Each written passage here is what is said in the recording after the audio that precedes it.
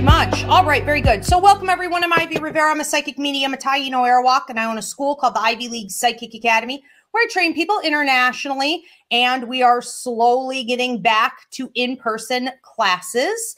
And that's in everything, ranging from psychic mediumship development to Reiki, astrology, numerology, tarot. We train children as well as adults, you name it, we do it. Now, what you've caught here tonight is one of my free mini classes. When the pandemic hit, I started putting out 1 to 2 free mini classes per week, and now there is quite an accumulation. So you can go onto YouTube at Ask Ivy. Up in the playlist, it'll say mini classes, and you can watch all of the old mini classes. Now, you guys took a vote on a series post that I ran asking what you would like to see me teach on next. And tonight's class ranks really high in that poll. So tonight we are talking about drinking, drugs, and spirituality. So let's get into it. Again, if you guys tuned in late, this is an interactive class, so I will be taking your questions and comments. Please post if this is something that you have experienced. Share with your brothers and sisters. We are a place of community. We learn from each other. And also, if you're struggling to watch someone else go through this, please post what it is that's going on. And everybody, please, at this point, also give this video a thumbs up. Hit that subscribe button. And if you want to become a member on my YouTube channel here for all kinds of monthly extras, weekly extras, you can hit the join button. Donations are always appreciated. All right, so drinking, drugs, and spirituality.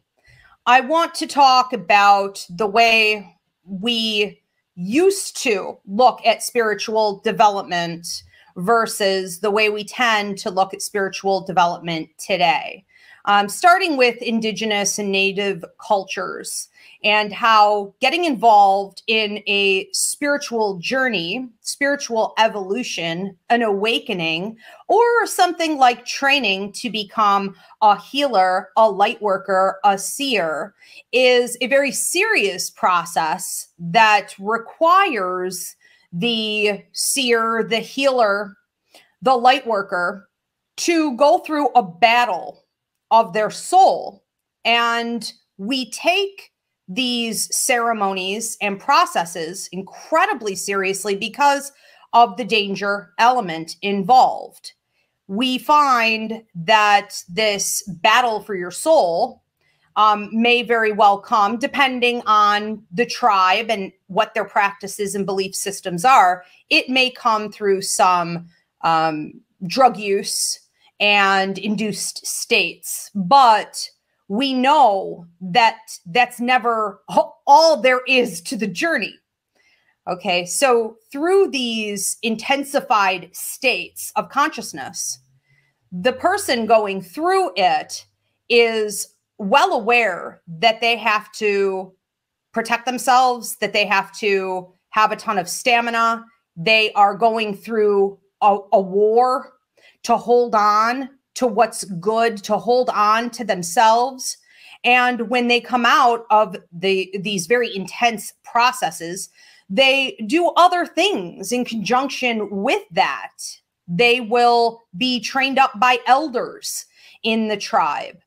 They will do a lot of shadow work.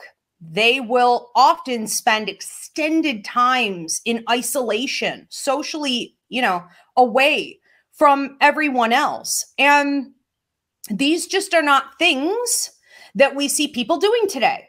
When we think of going on some kind of spiritual drug-induced journey these days, we tend to see it more as entertainment.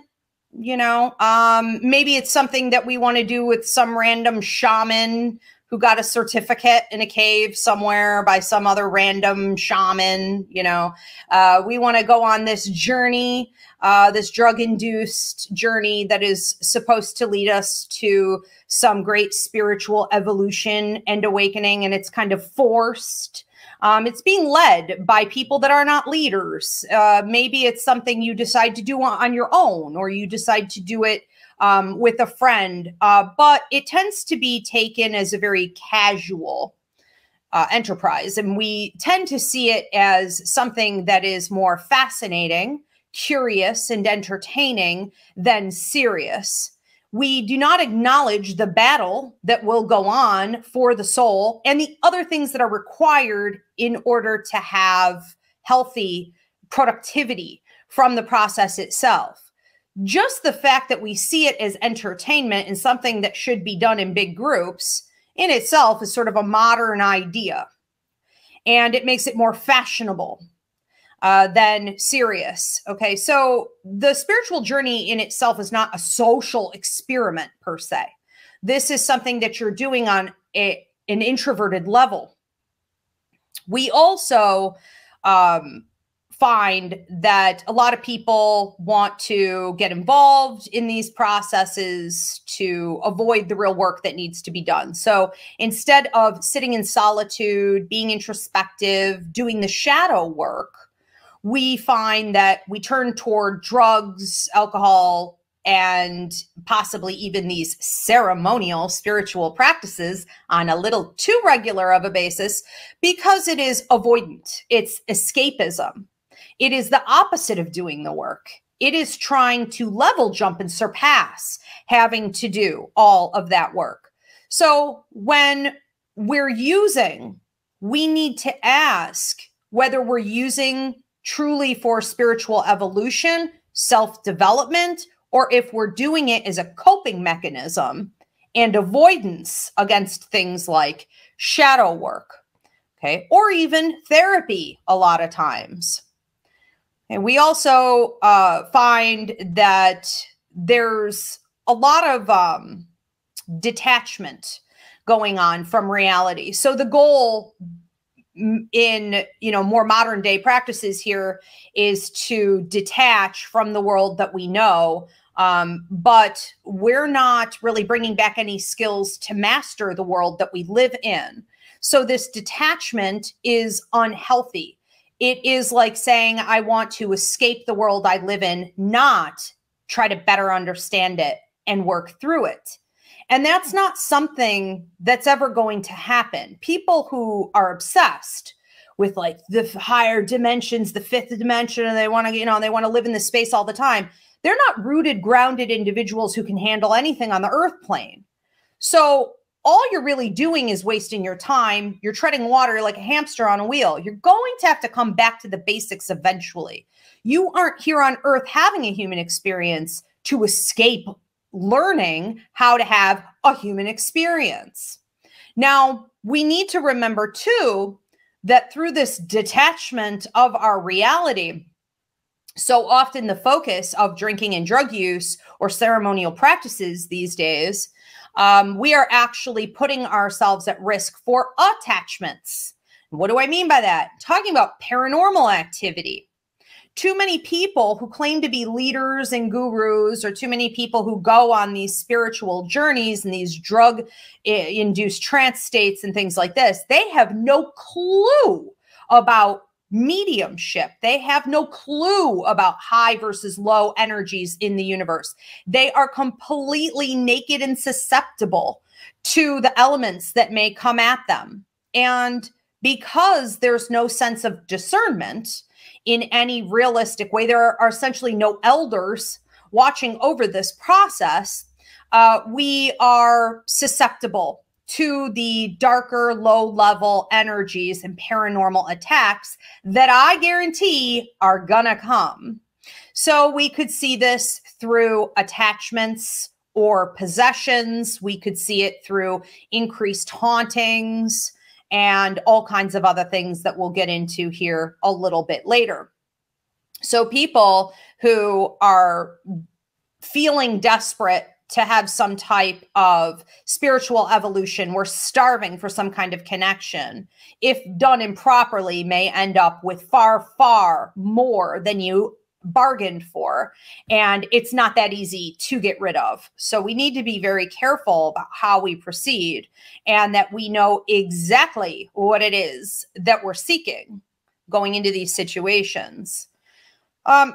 We have to understand that once we are open, we are vulnerable, we are essentially out of control. Okay, we're high, we're altered, we're drunk, we're altered, whatever it is.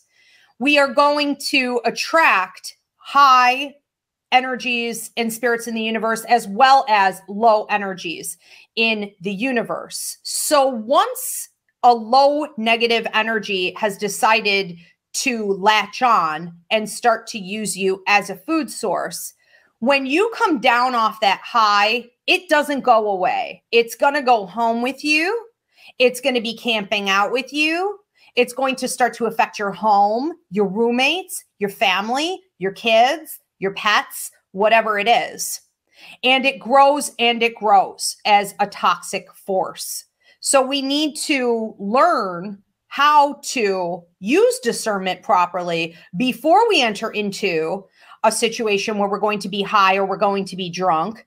And then we have to be able to combat it as it arises so that we're not taking it with us. Now, how can you really do that when you're high or when you're drunk? Well, again, the indigenous ways, the native ways, the tribal ways prepare you for those types of things. People who are not real leaders will not prepare you for those types of things. And ultimately, you have to be on the journey and fight it your own self. But when you're using a drug that you shouldn't be using, or you're drinking and you shouldn't be drinking, there's really no protection for you at all. You are going to end up with these problems, and you have to be realistic about how severe it can get. We like to say, oh, it's, no big deal. I just black out a lot when I drink lately. Or, it's, I used to be a fun drunk, but now I'm sort of an aggressive drunk, and I just need to kind of limit how much I have or what type of drink I have. This is a huge red flag that you are literally being taken over by some entity or something other than yourself. This is not your higher self taking over. If you're attacking people, if you're a miserable human being, okay, if you're having all kinds of problems in your life because of it, but we can find that it's very hard, again, to pull out and to stop. So one of the things I want us to look at realistically with this, okay, because the altered states are a common practice in spiritual evolution, but I think that it should never be forced. I think that when it's time or when there's a greater purpose to it, that's a different story. However, every individual with an actual plan to do it or not, voluntarily or involuntarily, every individual on earth is a spiritual creature. And as spiritual creatures, we are going to hit points in our evolution, our spiritual journey, where we sort of graduate up to the next level. And when you are ready to graduate up to the next level, you will have a battle for your soul. I like to call it new level, new devil. I have a couple free mini classes on this called Fighting the Dark. Okay, part 1, part 2. Also, if you guys feel that you need to be doing shadow work, check out shadow work, part 1, 2, and 3 here in the playlist on YouTube in the mini classes. But essentially, when it is naturally time for us to level up, to graduate, to have some spiritual evolution, we will find that the battle for our soul begins. And this is a deep, dark, serious process. Some people call it the dark night of the soul. I believe that it's a little different than that because it happens pretty frequently. And we need to be serious during that time, sober during that time, capable during that time. And if you're drunk and you're high and you're hanging out with a bunch of people who don't know any better, okay, you're going to be silly. You're going to be out of control. You're going to be ridiculous, immature. You're going to be stoned out of your mind. Okay, how can you fight a war that is so serious when you are in that incapable state of existence for even accomplishing the basics in your life, right? So we need to understand that the idea of altered states, drug use, trips, these ceremonies, drinking, and spiritual development do not really go hand in hand as much as we would like to think that they do.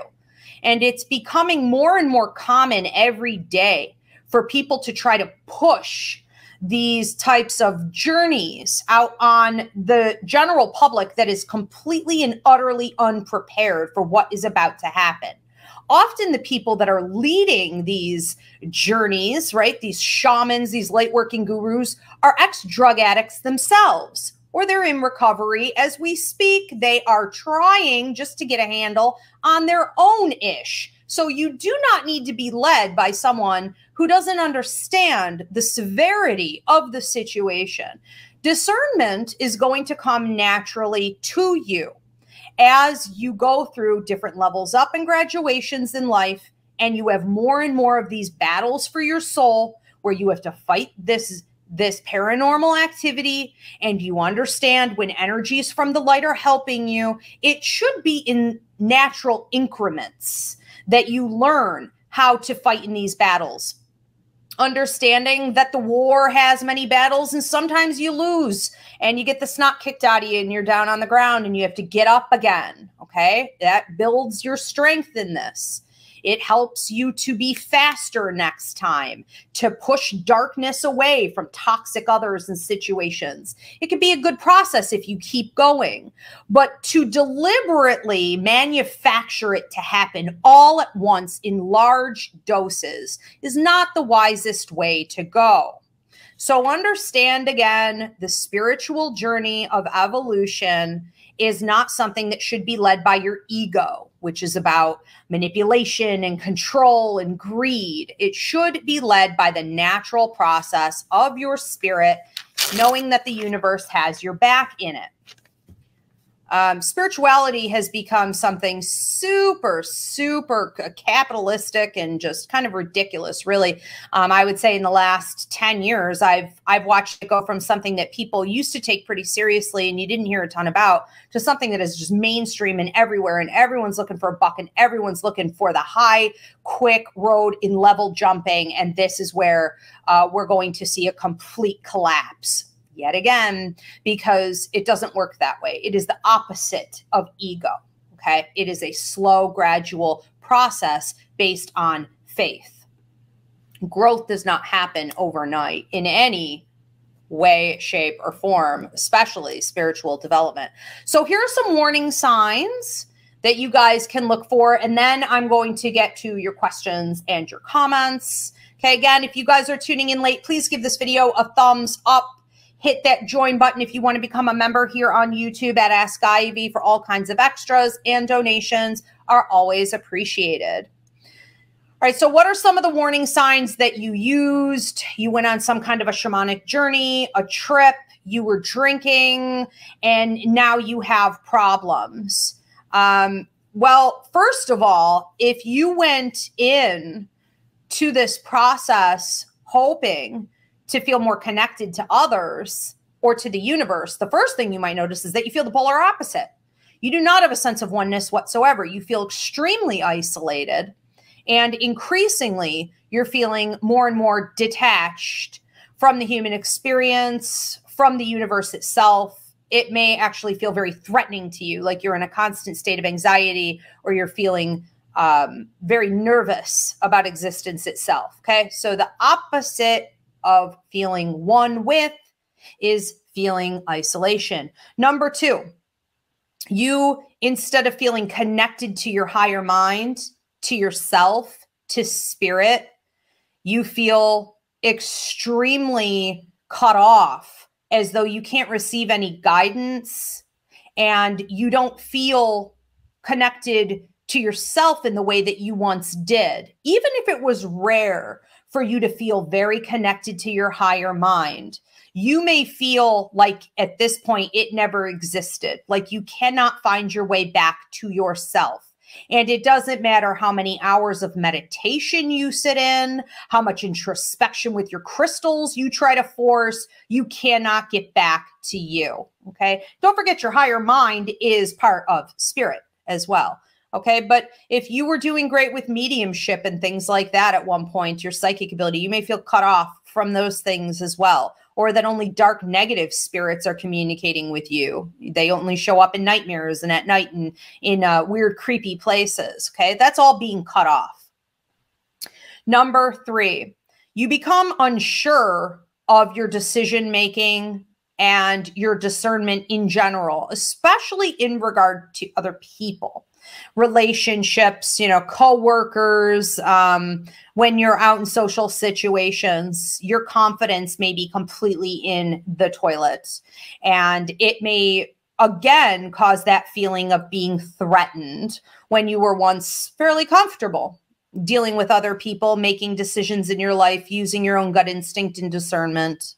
Okay, that is gone. Number 4, you have a lot of relationship drama. You never had this much. Now, a lot of people like to say, oh, well, I'm going through an awakening. And so, all the people who aren't going to support me are coming to the surface, and it's my dark night of the soul, or all my relationships are falling apart. That's part of the spiritual journey. True. It may be, we call this the shift in our psychic mediumship curriculum. However, if you are dabbling with the things that I just spoke about, you could very well be the drama in the relationships. You could be the one who's going so dark and is bringing in such a toxic energy that no one knows how to deal with you anymore. You could be acting so nutty that they literally don't know what to say to you anymore. They maybe tried to help, and now maybe there is some triangulation or discussion behind your back, and maybe everybody is actually concerned about you because you are way, way out at sea.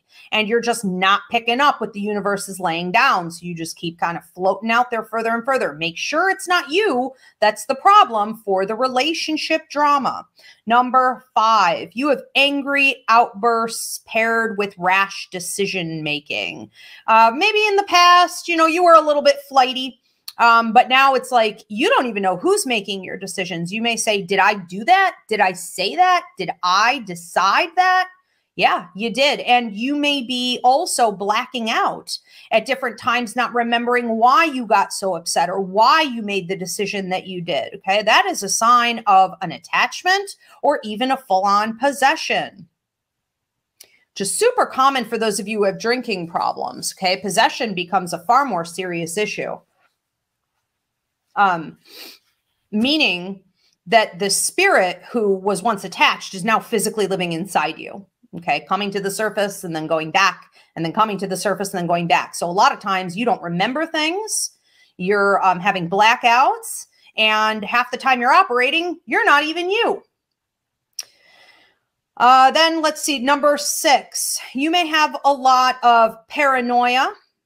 I mentioned that earlier, but this may come with conspiracy theories. You may find yourself joining groups.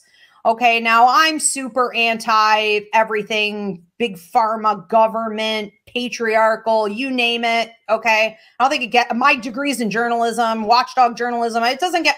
I understand. I'm not talking about the kind of conspiracies about things that are actually going on behind the scenes. I'm talking about crazy, off the rails, paranoid thinking, and it breeds hatred toward groups of innocent people, and it leads to an excessive amount of bitterness that is like oozing out of your life from every pore and corner, okay?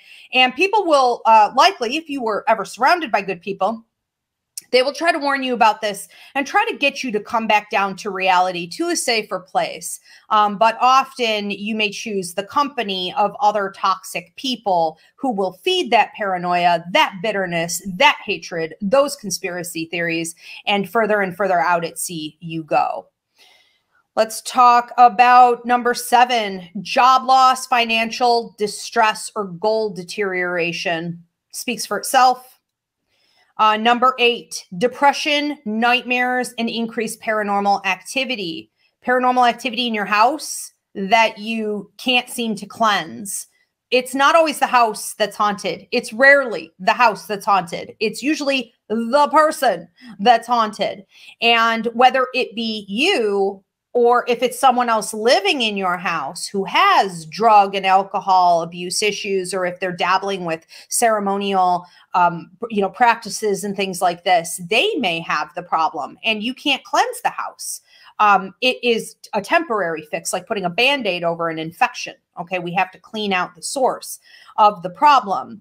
So if you have been going on these deliberate spiritual journeys, And now you find that a year later, you're in quite a deep state of depression.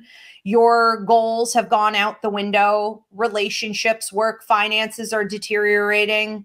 You're disconnected from yourself and spirit. You have a lot of nightmares and other problems, especially, you know, at night between 3 and 5:30 in the morning, the haunting hour. This is probably the root of your issues. Okay. And even if you stopped, it doesn't mean you cleaned it up and got back on track. So that's going to happen. Let's do a reverse ceremony and get you in the right place. Okay. And number 9, you want to lean into other addictive tendencies or escapist and avoidant issues. This could be anything from overeating to porn addiction to excessive video game playing, whatever it is. That is not a normal, natural part of the spiritual evolution. I don't know why this strikes me as so funny. I guess because it's everywhere and it's silly, right? So, all right. When you evolve, you're getting into more of a state of enlightenment. You have a tendency to feel that those things are more negative. All right. Not positive. You don't want more and more and more porn. All right. You don't want more and more and more like cake eating, you know, or excessive like junk food.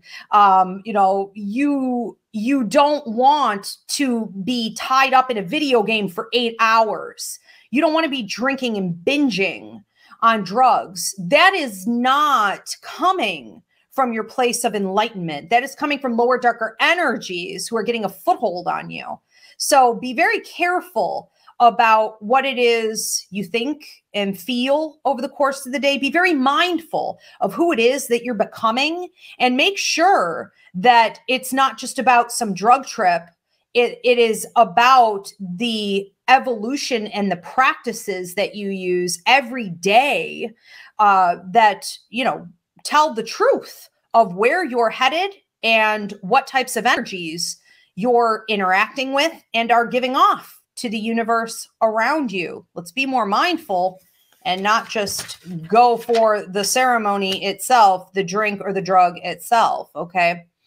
Okay, I want to open up here to questions and comments. My beautiful producer, Mairead, will be popping those up if there are any. And again, if you guys didn't already do so, please give this video a thumbs up and subscribe. All right, what do we have? So we have from Masubi, I was an addict for the majority of my life. This October, I'll be 11 years clean. I still feel like I'm battling something. I feel exhausted all the time. So that's amazing. Congratulations to you for taking those many, many steps and enduring the very difficult process. I know it is a long, dirty journey to get out of it, and sometimes even a dirtier, longer one to maintain it. But it is important that you are realistic and you are being very honest about the fact that you feel you are always battling something. I would love to tell everyone who has dealt with drug and alcohol abuse issues, addiction, or has just even, you know, dabbled in it and found that they had long-term problems. I would love to tell you that it's as easy as cleaning it up and stopping, and that will be enough. We are sadly prone to these problems for the rest of our lives. It is something that you want to learn to embrace and be mindful of every day. I think we all know somebody who is incredibly skilled at hiding the fact that they fell off the wagon. They're masters at this, and we want to study those behaviors, and we want to acknowledge that we, without judging them for it, because it is a terrible battle, we want to acknowledge that we want to live more truthfully than that. We don't want to live a false life for the public, for our lover, you know, for our kids. We want to truly live as centered and rooted and grounded and honest and sober as we can. And we will have to acknowledge that sometimes that feels awful and sometimes it feels really great. but we are going to be present and accept it for whatever it is. We're going to allow for the truth and the reality and embrace the whole thing, not just pieces of it. I think that it also helps a lot to deal with the anxiety that comes with it, that nervousness, that feeling like you have to have drama, you have to have something more. You know, there's an eagerness for something better than this peace, this calm, this stillness. It's almost maddening to have to be in that state when you naturally want something so much more. But acknowledging that as well helps for you to stay connected to your higher mind and to spirit, and to acknowledge the things that are trying to come in, even if they're not as exciting, as dramatic, as complicated. They are there, and we don't want to miss those simple things that you know, the universe is trying to give us to hold on to. So yes, the battle will continue, and it's not your imagination that it feels, you know, like it's something you're always exhausted with and you have to maintain all the time. 100%. But that's really with any addiction, you know. Let's move on to the next one. We have one from a Christy Punk.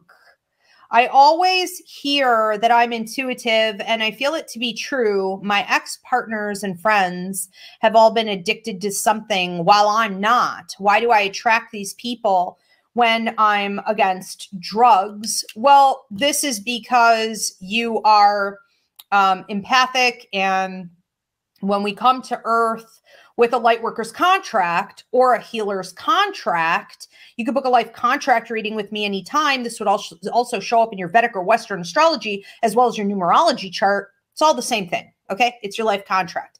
When you come here to do that work, you will automatically see a couple patterns form early on in your life. Usually it's being born into a family that has addiction, has some kind of disease, mental illness. You may deal with abandonment issues or abuse issues. You may have found yourself in foster care, a difficult childhood in some capacity. The second thing, when we start moving out into the world and we're getting more social, is that every underdog, every kid who gets bullied, every problem, you know, situation where a child is dealing with maybe the same identical thing, right? Abuse and neglect or something else, they tend to be drawn to you. So other people who need healing, they're going to be drawn to you. You would notice too that your teachers start to say, oh, you're the perfect little example. You're everybody's friend. And they start placing you in uncomfortable situations, like you're always seated next to the hyperactive kid in class or something like that. You are constantly feeling that it is your obligation, because it keeps coming to you, to heal others. And then when you hit those teenage years into your 20s, you're going to start to attract the drug addicts, the alcoholics, people who are fighting for their soul, and they think that you can help them out of it. So, and then welcome to your late 20s, your 30s, your 40s, and all the processes that come after that. Okay. So it's sort of like one group to another group, to another group, to another group. And you have to just learn how to navigate it while, you know, giving as a light worker as you're called to do, but also protecting yourself and setting those boundaries. So they will continue to be drawn to you. I'm still in my 40s and I haven't touched a drop in, I want to say I'm approaching my 8th year of being completely clean and sober. And I no longer touch anything because it was about to kill me. And I started drinking, I want to say when I was 11. So it was a long, hard process for me. But I want to say that I still attract those people, and I'm still attracted to those people, you know, and I think because it's a trauma bond and we get it. So be careful. Kara says, I'm a therapist for teens with extensive substance use, and I've noticed so many of them discuss their experiences with ghosts and spirits. How can I support them? Kara, thank you so much for that question. It is really important that we understand when kids go through their peaks with their intuitive intelligence. Psychic, mediumistic, and empathic ability will increase at 5 to 6 years old, 14 to 16 years old. And if we don't start helping them to deal with all of that new energy, those new abilities, they can become disabilities, and they can become so overwhelming for a child because, again, we no longer live in these tribal communities, these spiritual communities with elders who help the seers, the intuitive kids. We're just telling them to shut it down all the time, that it's embarrassing, that it's a sign of a mental illness, that they are dealing with something demonic, you know, that there's something wrong with them, that they have ADD. We misdiagnose them. We stick them on pills. It makes it worse. I mean, we are so entrapped in this vicious cycle. Check out the free mini classes I have here on YouTube called The War on Intuition. It's part 1, part 2, part 3, where I deal with government systems and religious systems and all kinds of different things. But we need to understand that when kids go through these spiritual increases, that if they're not taught how to properly manage it, it will become dark paranormal energy. And it's terrifying. I mean, and then you have no one in society supporting you, you know, including your parents, and all these threats that you have mental illness. It is a toxic cycle. And I would highly recommend that you watch those classes, learn how to help them to look to bigger picture thinking. Always encourage the psychic mediumship course here at the Ivy League Psychic Academy. We take young people, you know, and not everybody here is older. I mean, we start training even 12-year-olds. So as long as they could sit still through the curriculum, they should start to get educated. We also have a class up on the website called Intuitive Kids and another one called Empathic Kids that can teach them some of the basics in 2 hours or less.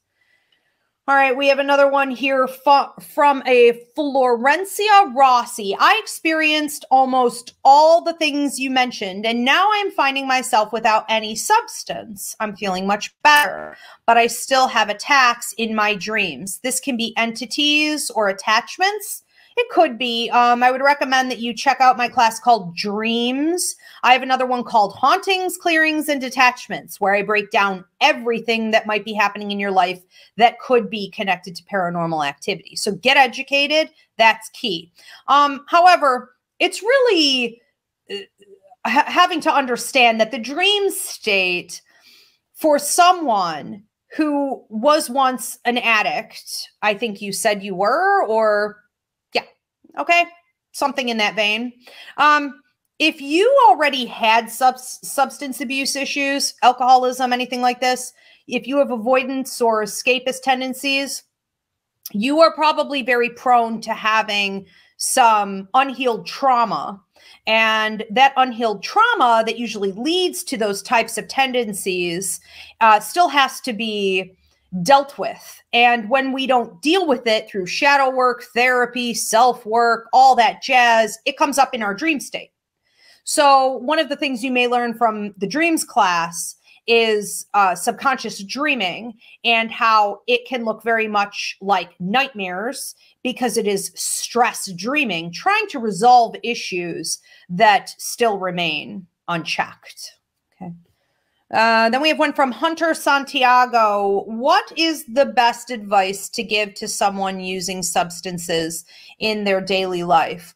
Well, I think the only advice, I mean, I don't know how open people who are dealing with serious addiction are going to be to hearing your advice, because usually they already know they have a problem. But it depends on where they are.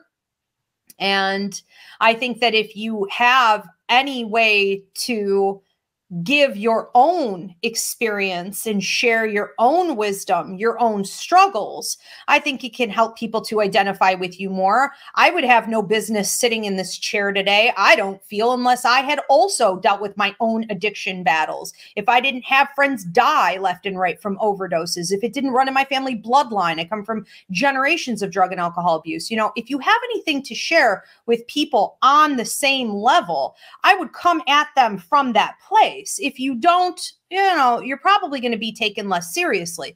But no matter what you share, you can't expect them to necessarily receive it or do anything about it. It's kind of like planting seeds or being available. And I think that's a great energy to approach the situation with, because then you're not allowing ego to invade. So it's not about fear, control, manipulation, you know, trying to sell something to them. It's more like, well, here's what I know, and I'm here for you. And I would just sort of leave it at that, because it is such a difficult process for the person who's battling it, that if we bring any additional negativity in, it's probably just going to make it a lot worse. Okay, so be reasonable for sure. So Me Love 716 says, looking at my late teens to what I now believe was to avoid or escape my empathic abilities, I would drink, use drugs. I was, you know, using toxic outlets. Gradually, I felt my guides and ancestors working to make me listen to get out. Yes. And for those of you who did, it's not funny, really, but like for those of you who did a lot of drugs. So I was around in the, you know, I went through my teen years in the 90s. We had the best music. We had the best drugs. I thought we had the best of everything, right? Well, that was probably the opposite of what I needed. And I would say that those partying years were often misconstrued as something positive. But there were definitely times, if you look back, there were times where even in your deepest, darkest hour, okay, when you were in a very troublesome spot, spirit showed up. Spirit shows up. I mean, spirit always shows up. It's not like spirit isn't going to come through for you, you know, when you're in that state. And the same thing for someone else you're worried about, you know, if they have like heroin addiction, or they, you know, they're in such deep alcoholism, right? Those two are super, super hard to pull out of. It doesn't mean that spirit and the ancestors aren't there for them. It's just following through with the change that needs to be made afterward. So we have to know that even in the worst case scenarios, for sure, we were being properly guided. And that's very reassuring, I think. But it's really important for those of you that are tuning in that are younger, or if you have like younger kids, or you're a teacher, or the other girl was a therapist working with teens. It is so important that we're realistic about how it feels good to them at the time in a lot of ways, and a lot of the time, you know, but we have to be so, so careful.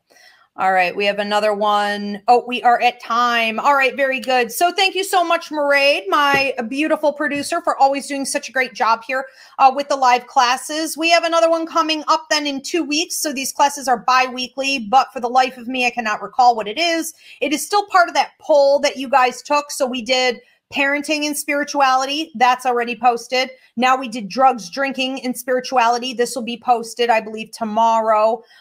We did aging and spirituality. So there are a bunch more coming up. I think entrepreneurship and like money and business and spirituality, that may be the next one in the lineup. Otherwise, I will see you next Wednesday for my Ask Ivy show, 8 p.m. Eastern, here on TikTok and YouTube, where I take your personal questions and I deliver out messages from spirit. Thanks so much, everybody. Have a great week.